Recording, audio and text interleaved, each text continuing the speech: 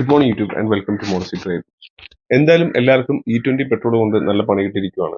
എനിക്ക് നല്ല പണി കിട്ടിയിട്ടുണ്ട്. കാരണം ഇതുവരെ വലിയ ഓവർഫ്ലോ ഒന്നും കാണിക്കാതെ എന്റെ ഇൻക്ലൂഡർ ഇപ്പം ഒരു 5 ദിവസം എടുത്തില്ലെങ്കിൽ ആറാമത്തെ ദിവസം നമ്മൾ വണ്ടി ഓടിച്ചു കഴിഞ്ഞാൽ നല്ല രീതിയിൽ പെട്രോൾ ഇങ്ങനെ ഓവർഫ്ലോ ആയി പോയിക്കൊണ്ടേയിരിക്കുകയാണ്.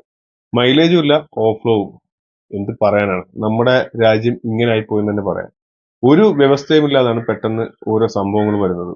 എന്തോ വെള്ളരിക്കപ്പെടണമെന്ന് പലപ്പോഴും ഞാൻ ആലോചിച്ചു പോയിട്ടുണ്ട്. കാരണം വേറൊരു രാജ്യത്ത് ഇങ്ങനെ ഒരു ടെസ്റ്റ് ഒന്നും നടത്താതെ ഒരു സംഭവം നടക്കത്തില്ല. എന്തായാലും ഇനി അടുത്ത പണി വരാൻ പോകുന്നത് ഡീസൽ കാറുകളോടാണ്. ഞാൻ ഡീസൽ കാർ ഉള്ളതുകൊണ്ട് ഞാൻ കുറച്ച് സമാധാനപ്പെട്ടിരിക്കുകയായിരുന്നു. എന്നാൽ ഡീസൽ കാറിനെയും അവർ വെറുതെ വിടാൻ തീരുമാനിച്ചിട്ടില്ല. ഡീസൽ കാർ എത്തനോളുമായിട്ട് മിക്സ് ചെയ്ത് കുറെ ടെസ്റ്റ് ചെയ്ത് നോക്കി. പക്ഷെ അമ്പെ പരാജയപ്പെട്ടിരിക്കുകയാണ് സത്യം പറഞ്ഞാൽ. കാരണം എത്തനോൾ 10% കലർത്തിയ ഡീസൽ ഒരിക്കലും CTN നമ്പർ, അതായത് ഡീസലിന്റെ CTN നമ്പർ എന്ന് പറഞ്ഞ നമ്പർ ഉണ്ട്, അത് വെച്ചാണ് ഡീസൽ കാർ എങ്ങനെ, അല്ലെങ്കിൽ ഡീസൽ എങ്ങനെ ബേൺ ചെയ്യുന്നത്, അല്ലെങ്കിൽ എഫിഷ്യന്റ് ആയിട്ട് ബേൺ ചെയ്യുന്നതായിട്ട് കണക്കാക്കുന്നത്. CTN നമ്പർ കുറഞ്ഞുള്ള എന്ത് അല്ലെങ്കിൽ എന്ത് ഫ്ലൂയിഡ് ഒഴിച്ചാലും ഡീസൽ കാറിന് നോക്കിംഗ് എന്ന് പറഞ്ഞ പ്രശ്നം ഉണ്ടാകും. അങ്ങനെ നോക്കിംഗ് വന്നിട്ടുണ്ടെങ്കിൽ ഒട്ടും മൈലേജും കിട്ടത്തില്ല, എഞ്ചിന് ഭയങ്കരമായിട്ട് ഡ്രാസ്റ്റിക് ആയിട്ട് എഞ്ചിന്റെ പെർഫോമൻസും കുറയും, എഞ്ചിൻ പണിയും വരും.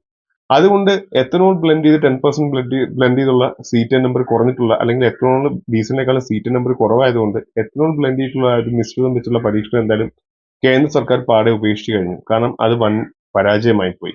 അത് കഴിഞ്ഞപ്പോഴത്തേക്കും അവർ പുതിയൊരു സംഭവമായിട്ട് വന്നേക്കും, ഐസോബ്യൂട്ടനോൾ എന്ന് പറഞ്ഞ ആൽക്കഹോളിൽ തന്നെ മറ്റൊരു ഇൻഗ്രീഡിയന്റ് ആയിട്ടാണ് വന്നിരിക്കുന്നത്.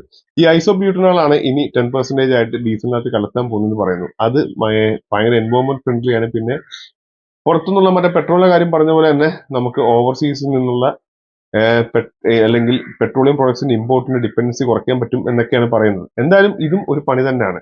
പക്ഷെ ഇതിനകത്തൊരു നല്ല വശം കൂടെ ഉണ്ടെന്ന് പറയാം. കാരണം ഏറ്റവും കൂടുതൽ ഡീസൽ കാറുകളിൽ അനുഭവിക്കുന്ന ഒരു കാര്യം എന്ന് വെച്ചാൽ ജെൽ ഫോർമേഷൻ ആണ്. അല്ലെങ്കിൽ ഡീസൽ ഒരു നല്ല സോൾവെന്റ് ഇല്ലാത്തതുകൊണ്ട് ഡീസൽ കാറുകളിലെ ടാങ്കിനകത്ത് ഈർപ്പം നിൽക്കുന്നു. ആ ഈർപ്പത്തിന്റെ കൂടെ കുറച്ച് ബാക്ടീരിയകളൊക്കെ വളരാൻ ചാൻസ് ഉണ്ട്.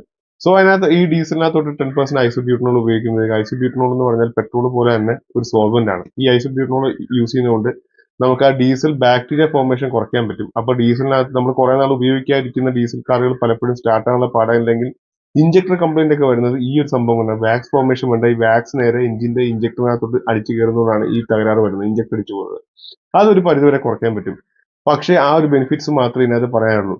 ഡീസൽ കാറുകൾ നിങ്ങൾക്ക് ഇപ്പൊ കിട്ടുന്ന മൈലേജ് 21, എനിക്കിപ്പോ 20-21 മൈലേജ് കിട്ടുന്നുണ്ട്. ആ 21 മൈലേജ് ഒക്കെ നല്ല രീതിയിൽ കുറയാൻ ചാൻസ് ഉണ്ട്. 10% അതിലും മൈലേജ് കുറവ് വ്യത്യാസം വന്നേക്കാം. കാരണം വെച്ചാല് ഈ ഐസോബ്യൂട്ടനോൾ എന്ന് പറഞ്ഞ ഇൻഗ്രീഡിയന്റിനും ഡീസലുമായിട്ട് നോക്കുമ്പോൾ CTN നമ്പർ വളരെ കുറവാണ്.